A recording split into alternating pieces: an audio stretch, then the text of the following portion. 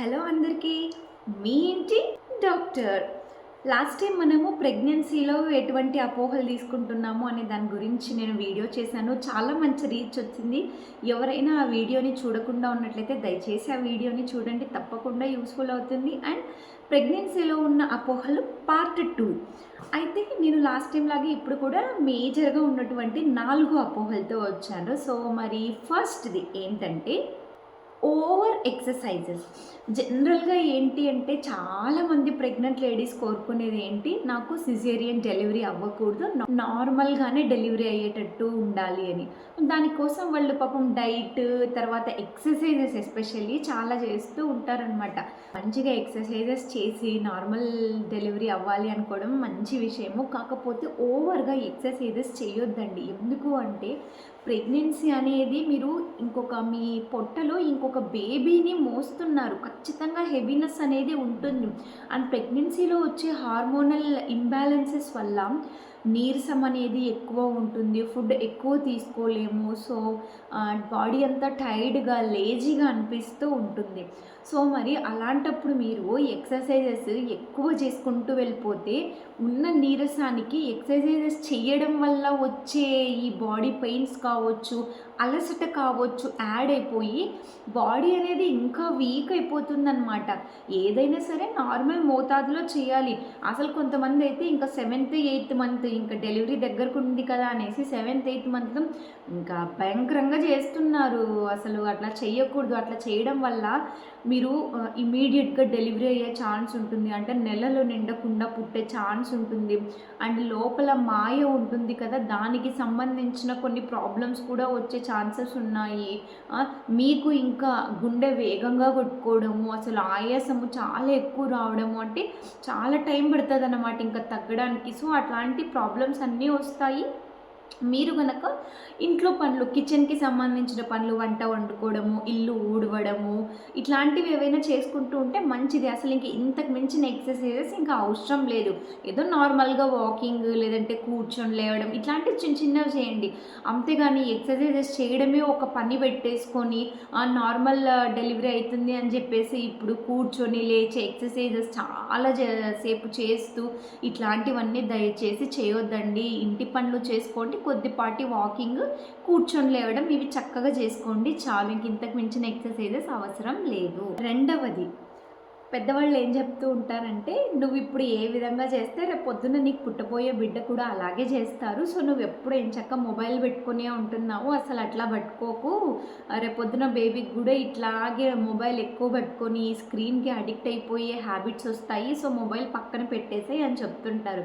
Course అది మంచి విషయమే. బట్ స్టిల్ ప్రెగ్నెన్సీలో ఏంటి అంటే హార్మోన్ అటు ఇటు కొంచెం అవ్వడం వల్ల వాళ్ళకి కొంచెం మెంటల్ స్ట్రెస్ కూడా ఉంటుంది అనమాట. అంటే వాళ్ళ థాట్స్ కొంచెం డిప్రెసివ్గా ఉండే ఛాన్సెస్ ఉంటాయి. సో అలాంటప్పుడు ఏంటి అంటే మన మొబైల్లో మూవీస్ కావచ్చు, సోషల్ మీడియాలో అంటే యూట్యూబ్ ఇవన్నీ ఉన్నాయి కదా, ఇట్లా కావచ్చు, లేదా ఇంకేమైనా కొన్ని మంచి విషయాలు, ఇవన్నీ చూడడం వల్ల ఏంటి అంటే మైండ్ కొంచెం డైవర్ట్ అవుతుంది అనమాట. సో మీరు భయపడాల్సిన అవసరం లేదు. అరే నాకు ఇప్పుడు మైండ్ కొంచెం ఎట్లా ఉంది, మరి మొబైల్ పట్టుకొని ఏదైనా మంచి మూవీ చూసి కొంచెం మైండ్కి రిలీఫ్ అవ్వాలనిపిస్తుంది, నాకేమో మొబైల్ పట్టుకొని చూడాలని ఉంది, వీళ్ళేమో వద్దంటున్నారు ఏంటి అని కన్ఫ్యూజన్లో ఏమి అవ్వద్దండి. ఆ టైంలో మీరు మొబైల్ తీసుకోండి, చక్కగా ఏదైనా ఒక మంచి మూవీ చూడాలనిపిస్తే చూడండి, ఏదైనా మంచిగా కామెడీకి సంబంధించిన వీడియో చూడండి. ఇంకా దానివల్ల ఏంటి అంటే మీ మైండ్ డైవర్ట్ అయిపోయి బ్రెయిన్ మొత్తం చాలా రిలీఫ్ అవుతుందన్నమాట. అది మీకు ఎంత మంచిదో మీ బేబీకి అంతకంటే కూడా మంచిది. కాకపోతే అట్లని చెప్పేసి 24 గంటలు మళ్ళీ మొబైల్కి అడిక్ట్ అయిపోకండి. ఇంకా మీరు అన్ని విధాలుగా ట్రై చేసి అప్పటికీ మైండ్ డైవర్ట్ అవ్వలేదు అంటే అప్పుడు మీరు మొబైల్ పట్టుకొని చక్కగా టైం స్పెండ్ చేయొచ్చు. ఇందులో ప్రాబ్లం అయితే లేదు. కాకపోతే మొబైల్ ఎప్పుడూ కూడా హెడ్సెట్ అనేది అవాయిడ్ చేస్తే మంచిది. అండ్ మీ పొట్టకు ఇట్లా ఆనిచ్చేసి చూడొద్దండి, రేడియేషన్స్ ఉంటాయి కదా, బేబీకి కూడా మంచిది కాదు, అండ్ మీకు కూడా మంచిది కాదు. సో ఏదైనా కొంచెం దూరంలో పెట్టుకొని చూసేయండి.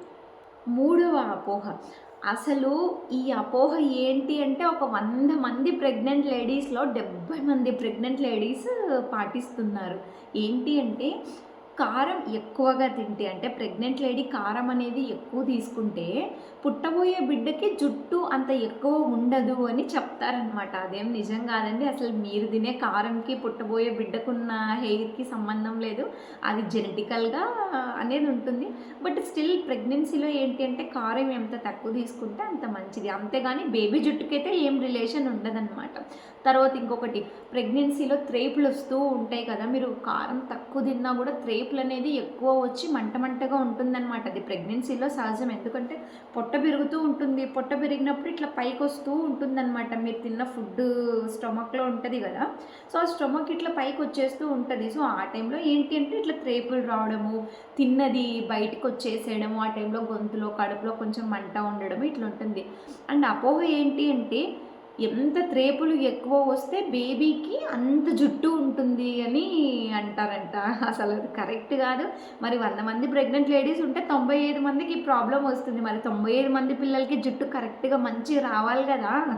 సో దీన్ని మీరు అస్సలు నమ్మొద్దండి. నేను చెప్తున్నాను కదా, ఈ త్రేపులు కానీ, కడుపులో మంట కానీ, మీరు తినే కారం కానీ మీ పుట్టబోయే బిడ్డకు సంబంధించిన జుట్టుకు దీనికి ఎటువంటి సంబంధము లేదు. బట్ అయినా కూడా కొంచెం కారం తక్కువగా తీసుకుంటే చాలా మంచిది. 4వది, జెండర్ డిస్క్రిమినేషన్. అంటే పుట్టబోయేది బాబునా లేకపోతే పాపనా అనేసి చాలామంది ఏంటి తెలుసా, చైనీస్ క్యాలెండర్ ఫాలో అవుతున్నారు. కోర్స్ అది మీరు ఓకే, చైనీస్ క్యాలెండర్ చూశారు, దాంట్లో బాబు అని వచ్చింది, మీకు బాబునే పుట్టాడు, సో ఇంకంతే, ఆ చైనీస్ క్యాలెండర్ కరెక్ట్గా చెప్పిందని చెప్పి అనుకునేస్తున్నారు. ఏదో 1-2 సార్లు 1-2 మందికి అది కరెక్ట్ అయినంత మాత్రాన అందరికీ చైనీస్ క్యాలెండర్ ఖచ్చితంగా చూపిస్తుంది అనే ఏం లేదు. నేను చెప్పాను కదా, ఒక్క స్కాన్లో మీ గైనకాలజిస్ట్ కానీ, మీరు రేడియాలజిస్ట్ కానీ స్కాన్ చేసేటప్పుడు చూసి చెప్పగలరు, అంతే తప్పించి ఇంకా ఎటువంటి విధంగా ఏ రిపోర్ట్లో చూసి కానీ ఇంకా ఏ విధంగా కూడా ఎవరు చెప్పలేరనమాట. సో ఈ చైనీస్ క్యాలెండర్ చాలామంది అసలు ఇంకా రీసెర్చ్ చేసేస్తున్నారు. అట్లంతా చేయొద్దండి. అండ్ ఇంకొకటి, ప్లెజెంటా అంటే మాయ అన్నమాట. ఆ ప్లెజెంటా ఏంటి అంటే యాంటీరియర్గా ఉంటే అబ్బాయి, పోస్టీరియర్గా ఉంటే అమ్మాయి ఇట్లా అనుకుంటున్నారు. అసలు ఇది పెద్ద అపోహ, దయచేసి దాన్ని నమ్మకండి. ప్లెజెంటా యాంటీరియర్, పోస్టీరియర్ అంటే మాయ కొంతమందికి ముందు అతుక్కుంటుంది, కొంతమందికి వెనకలు అతుక్కుంటుంది అనమాట. దానికి అండ్ పుట్టబోయేది పాపనా బాబునా అనేది అసలు 1% కూడా లింక్ అనేదే లేదు. సో దయచేసి దీన్ని నమ్మొద్దండి. ఈ 4 అపోహలు గుర్తున్నాయి కదా, ఖచ్చితంగా ఈ 4 చూసి ప్రతి ఒక్క ప్రెగ్నెంట్ లేడీ అట్లీస్ట్ 2 అయినా పాటిస్తూ ఉంటారు. జస్ట్ ఏదో విని వదిలేయడం అంతేగాని మైండ్ వరకు తీసుకొని ఖచ్చితంగా ఇదే జరుగుతుంది, లేదంటే ఖచ్చితంగా పాపే, ఖచ్చితంగా జుట్టు తక్కువ వస్తుంది, సో ఇట్లాంటివన్నీ అనుకోకండి. ప్రెగ్నెన్సీని మంచిగా ఎంజాయ్ చేయండి, మంచి ఫుడ్ తీసుకోండి.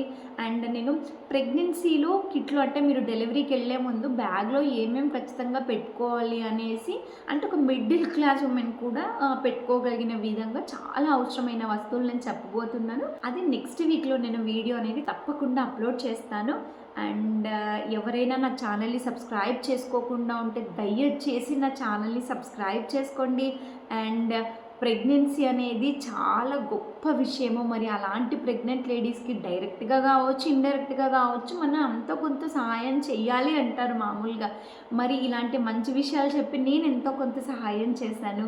ఈ వీడియో చూస్తున్న ప్రతి ఒక్కరూ మీకు తెలిసిన ఉమెన్ ఎవరైతే ఉన్నారో వాళ్ళు ప్రెగ్నెంట్ అవ్వచ్చు, కాకపోవచ్చు. ఎందుకంటే ఇప్పుడు ప్రెగ్నెంట్ కాలేదంటే ఫ్యూచర్లో వాళ్ళు ప్రెగ్నెంట్ అవ్వచ్చు కదా, సో వాళ్ళకి యూజ్ అవుతుంది. సో దయచేసి ఈ వీడియో చూసే ప్రతి ఒక్క ఉమెన్కి ఈ వీడియో అనేది ఖచ్చితంగా ఫార్వర్డ్ చేయండి.